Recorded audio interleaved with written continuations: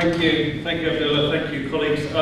It's very difficult speaking at the end of a day like this, thinking, is there anything new I can say? Particularly difficult for me because I haven't been here much of the day because I've been looking after my daughter, so I'm sure much of what I say has already been said, but in some ways make no apologies for it. I am the chair or the secretary of the East London branch of the National Union of Teachers, but I'm also able to bring you greetings from our national union on behalf of our Deputy General Secretary Kevin Courtney, who wanted to speak here today but has another engagement outside London and couldn't make it. So it's the whole of the national union that is bringing you greetings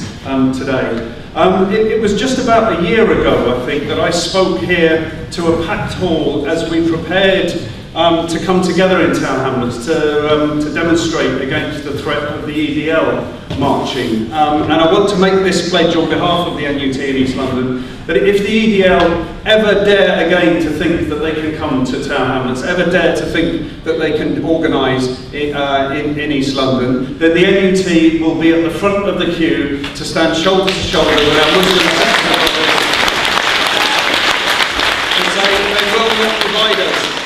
Because last year we did something special, I think. We came together,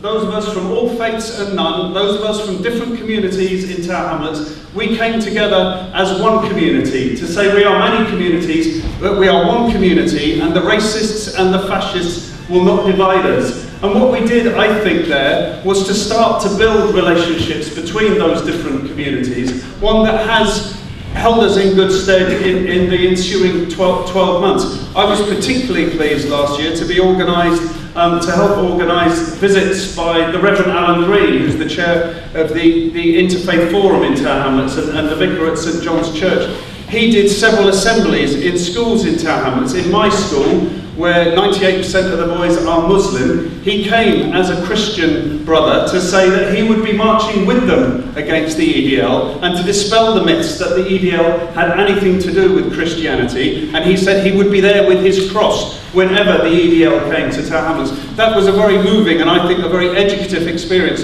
for those boys in my school. Something else that has benefited us in the work we did last year was when council unions were on strike less than 2 months ago. We were very pleased that the London Muslim Centre hosted our strike rally there upstairs. I think we may have been a bit more noisy than what you're used to, but it was very special for us that you did host us as we sought to defend our communities against the cuts that the government are making. And I think we have to understand, and I'm sure other people have said this, that as the cuts deepen, as the economic crisis deepens, there will be all kinds of communities, and I think it will be the Muslim community, that will be scapegoated and made the scapegoats for the cuts that were happening and come under increasing attack. So it was important to us that we could link up with our Muslim parents, our Muslim brothers and sisters, and make that point when we were on strike last month. The N.U.T, the National Union of Teachers, has always taken anti-racism seriously. Our local president, Blair Peach, was murdered in 1979 over in West London in Ealing, where he went over with teachers from this part of London to demonstrate against the National Front, the forerunners of the BNP, and he was murdered by the police as he came away from that demonstration. And we've now got some of the documents that prove that, and prove that he had his back turned as he was hit by several policemen walking away from that demonstration. So it is something that we remember Blair. It is important for us that we remember Blair, and he is now honoured by the N.U.T in an annual award that we make to one of our members who has done particularly outstanding work in the area of anti-racism or equal opportunities.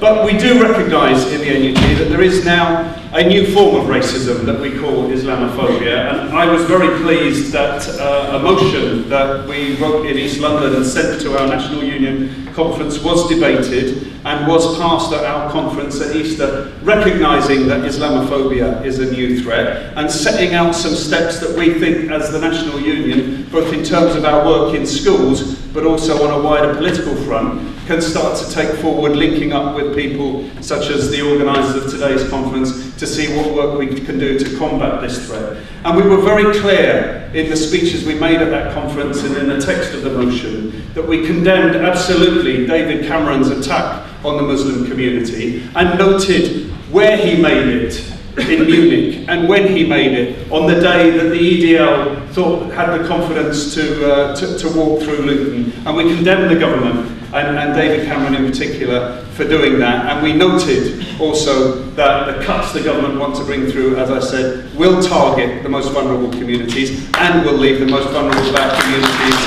under attack.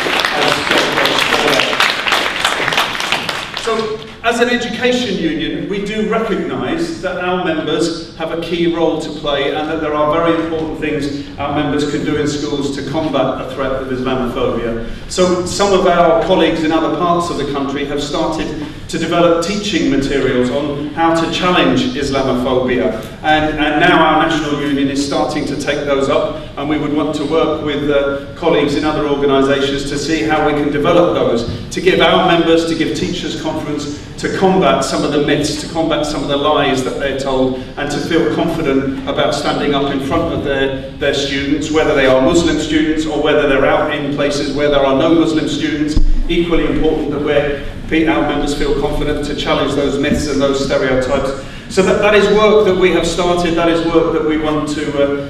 develop and want to develop in conjunction, as I say, with some of the organisers of today's conference. We've also got plans, and again we will come to you and talk to you about this, about organising a conference on combating Islamophobia in education, or using education to combat Islamophobia, recognising, as I say, that teachers have a key role to play in this. In East London we have 2,000 N.U.T members, so we are well placed to be able to talk to people about doing that, and we have had discussions in our union branch about maybe hosting a conference for teachers and other members of the community about how we might take that work into schools, because we would see that as very important. So I'll finish now by saying once again that I'm here to bring greetings on behalf of the local N.U.T, but the national N.U.T, and to assure you that whether it's actively on the streets combating the threat of the EDL, marching with you, standing with you, whether it's in schools and in classrooms, taking on the challenges and using our role as teachers to develop the anti-racist and combat the Islamophobic arguments, or whether it's in the wider political arena, do rest assured that the local N.U.T branch and the National Union of Teachers will be there working with you, standing side by side with our Muslim brothers and sisters to combat this very serious threat that we face. Thanks very much.